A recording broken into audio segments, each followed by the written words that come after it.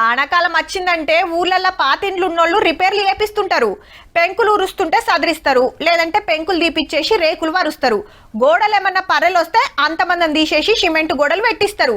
ఇంటి ముంగట ఇంటెనక నీళ్లు నిల్వకుండా బరంతు ఓపిస్తారు.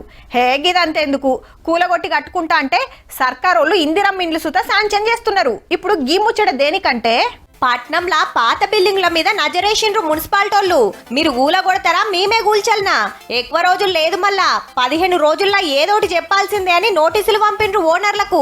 గట్టిగా వాన పడితే తుప్పున ఊల్తట్టున్నాయట. మరి మున్సిపాలిటోళ్ళు హైదరాబాద్ అంతా పుణుకులాడితే 428 బిల్డింగులు తేలినాయి. ఎక్కువ మట్టుకు చార్మినార్ చుట్టుముట్టు సికింద్రాబాద్ ఏరియాలనే 131 బంగ్లాలు రిపేర్లు చేస్తే ఆగేటట్టున్నాయట. కడమ 397 బిల్డింగ్లకు నోటీసులు పంపిండ్రు.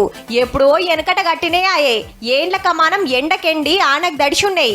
ఎప్పటికప్పుడు రిపేర్లు చేపిస్తే ఏం కాకపోవు, అట్లనే ఇడిచిపెట్టే వరకు ఎప్పుడేం జరిగేది తెలియకుంటుంది. మరి సర్కార్ ఏమన్నా పైకమిస్తుందా అనేరు, ఏ కాన కూడా ఇయ్యరు. కూలగొట్టుకుంటే మీ జాగం మీకుంటది, కొత్తది కట్టుకోవాలి. పోయినేడు సుత 49 ఇండ్లు కూల్చి పడేసిండ్రట. ఇక పాత సర్కార్ ఆఫీసులు, గవర్నమెంట్ స్కూల్ సుత చెక్కింగ్ చేసే పనులున్నారు. రేపటి నాడు ఏదైనా జరిగి బాధపడే కంటే ముందే చూసుకుంటే మంచిది కదా మరి.